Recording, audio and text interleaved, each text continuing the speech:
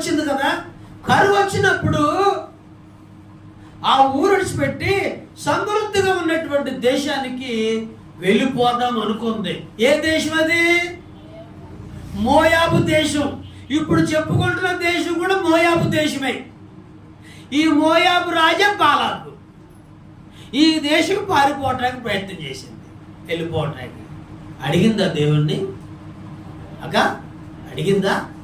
ఏమడగాలి దేవుణ్ణి? ప్రభువా, కరువు వచ్చింది, పంటలు లేవు, పనులు లేవు, ఎలా తినాలి, ఎలా తాగాలి, ఏం చేయమంటావు? నేను ఏదైనా ఊరు వెళ్ళిపోదాం అనుకుంటున్నాను, ఎక్కడికైనా వెళ్ళిపోదాం అనుకుంటున్నాను, మరి వెళ్ళమంటావా? ఇక్కడే ఉంటే ఏదైనా మేలు చేస్తావా? చెప్పు ప్రభువా, చెప్పు ప్రభువా అని దేవుని దగ్గర ప్రార్థిస్తూ దేవుని ఆలోచన తీసుకుంటే చాలా బాగుంది. అయినా ఇప్పుడు ఎంతో మంది స్త్రీలు ఉన్నారు కదా, మరి వాళ్ళందరూ వెళ్ళలేదేంటి? ఈ అమ్మాయికి ఒక్కదానికి వచ్చిందా? వాళ్ళు చచ్చిపోరా కరువులో? ఈ నయం ఒక్కతే చచ్చిపోద్దా? ఆలోచించండి. దేశంలో చాలా మంది ప్రజలు ఉన్నారు కదా, చాలా మంది స్త్రీలు ఉన్నారు కదా, చాలా కుటుంబాలు ఉన్నాయి కదా, వాళ్ళలో ఎవరు కూడా దేశం విడిచిపెట్టి వెళ్ళకుండా ఉంటే ఈ నయోమికి ఒక్కదానికే వచ్చింది. ఏమాలోచన? దుష్ట ఆలోచన.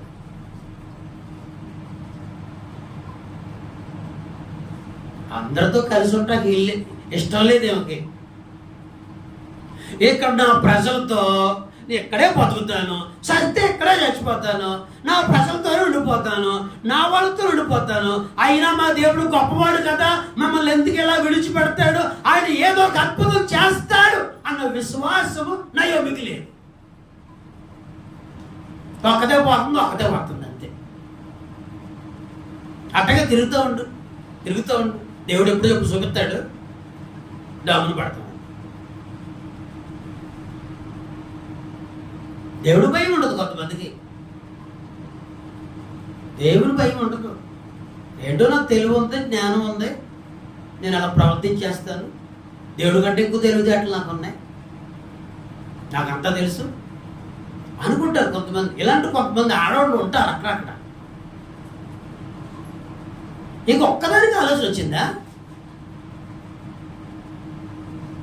అసలు దేవుడు నయోమును సమృద్ధిగా దీవించాడే, ఆమె సమృద్ధి కలిగిందా? అవి తింటా కూర్చుంటే వాళ్ళకున్న ఆస్తి తరిగే లోపే దేవుడు ఏదైనా అద్భుతం చేసేవాడు. ఏమో కంటే సారపతి విధవరాలు 1000 రెట్లు గొప్పది కదా. ఆమె విధవరాలు, ఏమో కుటుంబస్తురాలు.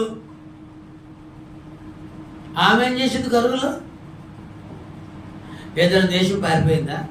పారిపోలా. రోజు తింటా ఉంది, ఉన్నాయన్నీ తింటం మొదలెట్టింది. తరుగుతున్నాయి, లాస్ట్కి వచ్చింది. కొంచెం పిండి ఉంది, కొంచెం నూనె ఉంది, చివరికి వచ్చేసింది. ఆమెకు విశ్వాసం ఉంది, దేవుని మీద ఆధారపడే వ్యక్తి. ఎటు పోకుండా, ఎక్కడికి పోకుండా అలాగ తింటా గడుపుతూ ఉంది. చివరి రోజే కది. ఇక చివరి రోజు, ఆ రోజు తింటే పిండి అయిపోద్ది, నూనె కూడా అయిపోద్ది, ఇక అంతా అయిపోద్ది. చివరి రోజు అలా నిలిచింది దేవుళ్ళు. దేవుడు ఏం చేశాడు? దేవుడు ఏలియాని పంపించి చివరిగా అయిపోతుంది అనుకుంటే అక్కడి నుంచి మరలా పిండే పుట్టేటట్టు, నూనె ఊరేటట్టు ఒక అద్భుతం జరిగించి ఆ విధవరాలను దీవించి ఆ విధవరాలను పోషించాడు. నేను విధవరాలకు చెప్తున్నాను, మీరు దేవుని మీద ఆధారపడండి, దేవుడు గొప్పగా దీవిస్తాడు, విడిచిపెట్టడు ఆయన. నీకు ఆహారం లేకుండా చేయడు, నీకు ఆహారం ఇస్తాడు. నువ్వు దేవుని మీద ఆధారపడ, నీ చేతులు దేవుని వైపు ఎత్తాలి, నిలిచి ఉండాలి, సంఘంలో నిలిచి ఉండాలి, దేవుళ్ళు నిలిచి ఉండాలి. దేవుని విడిచి దూరంగా వెళ్ళిపోకూడదు. దేవుడి మీద నమ్మకంతో, విశ్వాసంతో ఆధారపడుతూ ఆశ్రయిస్తూ ఆయన పాదాలు పట్టుకుని గోజాడుకుంటూ కనిపెట్టుకుంటూ ఉంటున్నప్పుడు